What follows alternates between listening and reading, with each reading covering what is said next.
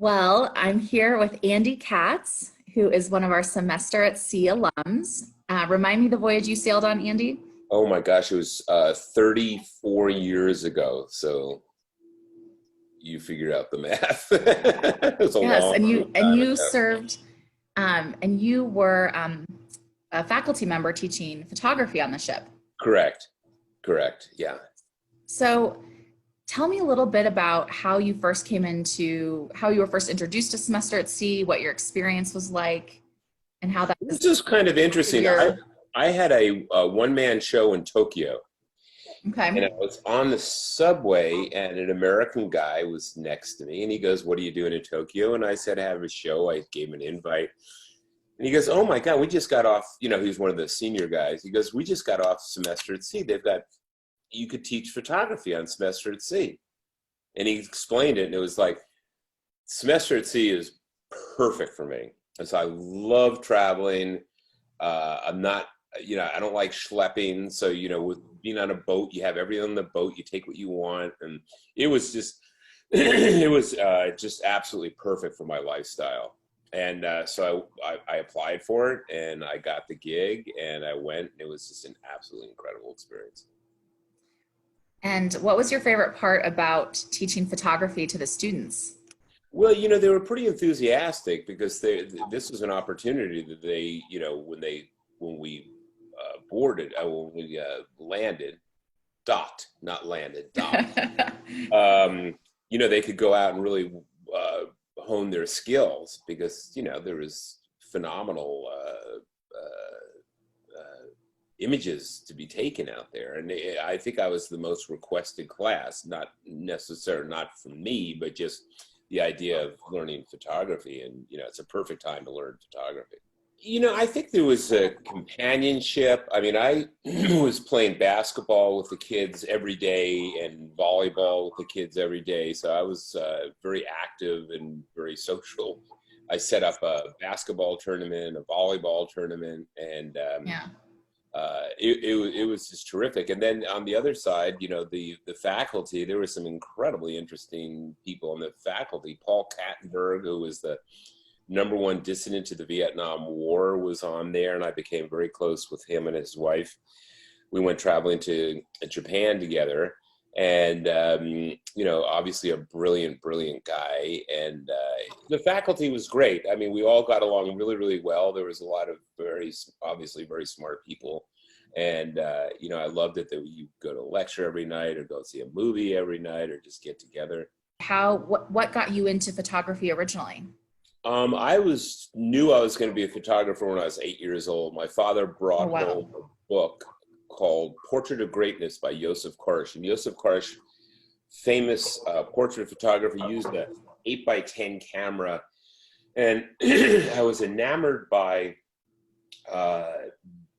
both the image quality and the images themselves. But the image quality was, I mean, you could touch the skin and the fabric. And I just saw this book, and a light bulb went off in my head, and I've Wow. never, ever changed, never even wavered about what I wanted to do. I was going to be a photographer. That was that. Wow. That's amazing. Yeah.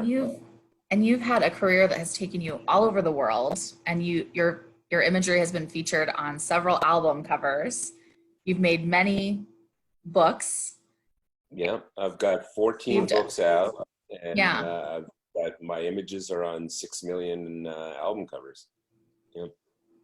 And And remind I me, still I love what I'm doing now just as much as ever. I mean, it's fantastic. I'm involved with Sony, and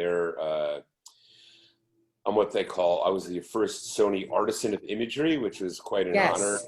And they are now making unbiased. I mean, I'm biased because I support them, but they are making the best camera in the world right now. Oh yeah. I was going to ask you a little bit about what's it called? The Sony Artisan of Imagery? Artisans of Imagery, yeah. Artisans of Imagery. Excuse me. Yeah, Sony originally selected 6 photographers to represent their high-end camera. There was a very famous wedding photographer. I was a landscape photographer.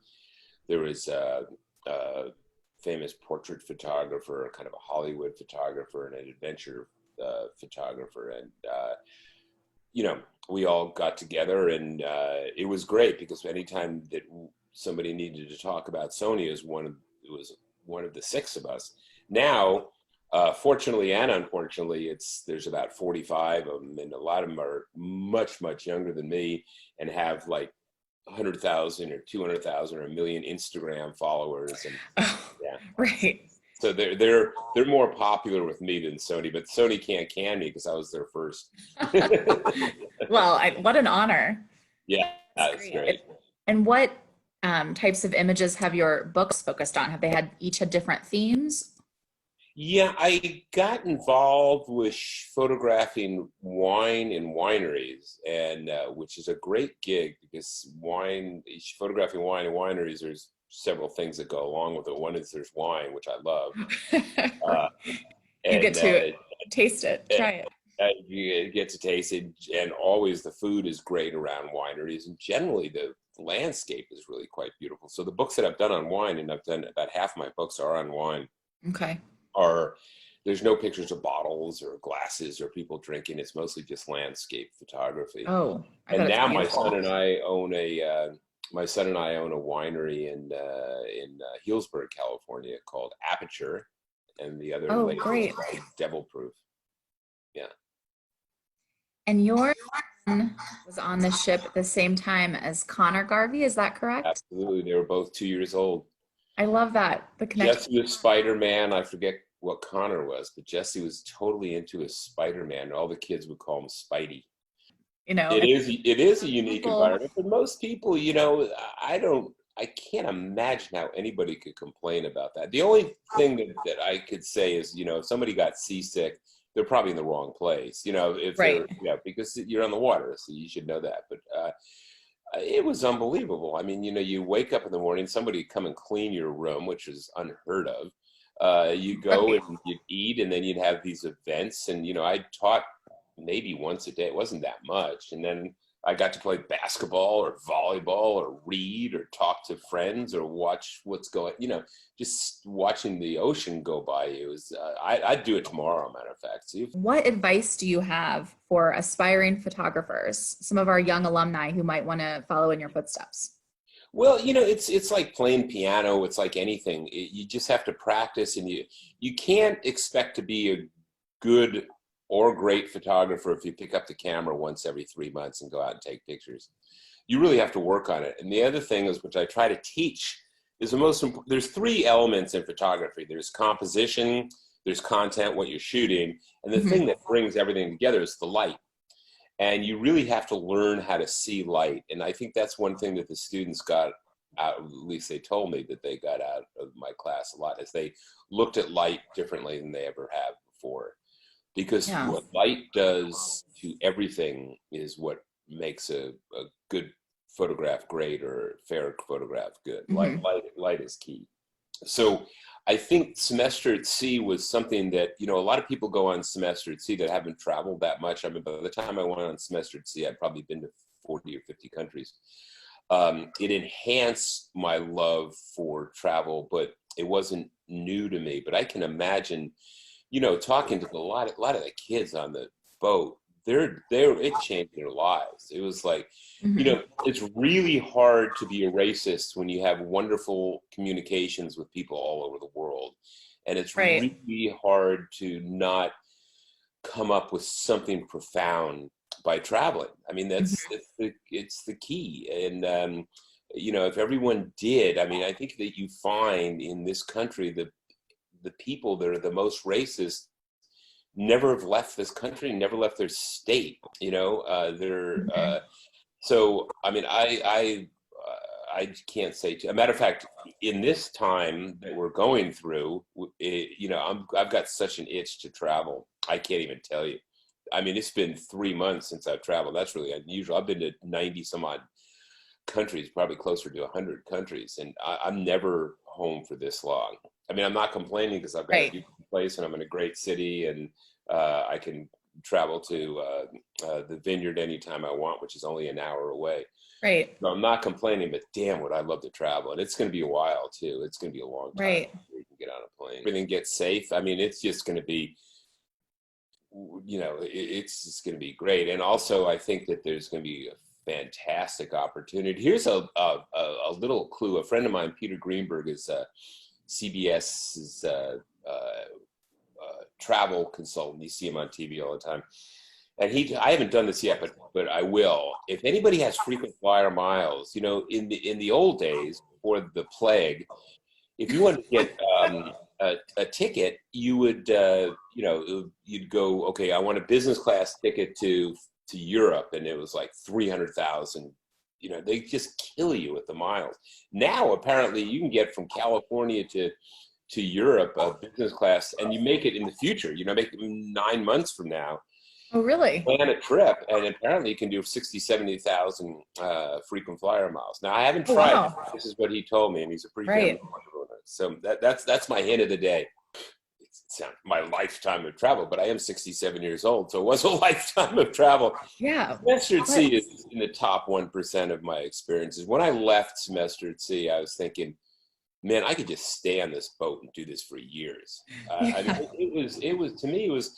And the reason why I loved it is I wouldn't go on a cruise ship if someone paid me, with 3,000 people and this and that, where you're on the water the whole time, and then you get on, you go to a tourist area and buy a trinket and get back on the boat. But what was amazing about Semester at Sea is, as you know, you're on shore half the time. So you're on shore and you can do whatever the heck you want, and you just adventure on shore. You come back and you kind of miss your friends, and you show them what you picked up in your adventures. And sometimes, like I say, we traveled with Paul, and we traveled with some other people, and it was just phenomenal. I can't say enough good things about it. It was, and the other thing, which is I forgot to mention this, but my father, who died at 102 6 years ago, was on Semester at Sea. With you, or did he go? No. When he was 16 years old. He went as a student? Yeah. Oh and my now gosh. I don't know whether it was called Semester at Sea, but it was the same concept. It might have been when it was World Campus Afloat. But yeah, I've been, unfortunately, I haven't gone on any other trips since, although like I tell you, I would in a second. But I think that it's one of the greatest experiences you can do. Just finished the book on Bordeaux, which came out about a little less than a year ago. Okay. And this was Bordeaux of the very most expensive wines. All the wines that I was photographing, I wasn't photographing the bottles again, were about $1,500, $2,000 a bottle. They're called First Gross, Petrus, Ecam, all really the most expensive wines in the world. So I spent about a year and a half, and part of that was with my son, because he's a winemaker, and he was learning how the French approach winemaking. Phenomenal experience. My son and I are very, very close. And I love that. We travel together every year, just the father and son thing. We've been to all over the world. We've been to India and just everywhere. So that's so I finished that, and now I'm working on a book, a retrospective of my work. So Okay.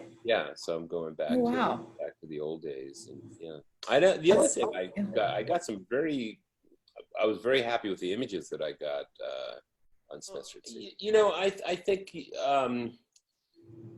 again, it goes back to photography allows me to experience people, and all kinds of people, and the more you meet people and get to know people and become friends with people, the world becomes a much smaller place. I mean, I've got friends all over the world. I mean, this horrible situation we're in, one of the good things about it is I've connected with people all over the world: Japan, Europe, Asia, or Japan's Asia, but anyway, Africa. Right. I talked to a friend from South Africa yesterday for about 45 minutes, and it's really nice to reconnect. And it's unfortunate that it takes something like this to do it. Right. But, a Semester at Sea is the best. I mean, it really, as far as experiences, you can't ask for anything better. It's you'll learn a lot. you see a lot, you meet people, you learn the kids learn how to adjust with, different circumstances. It's phenomenal.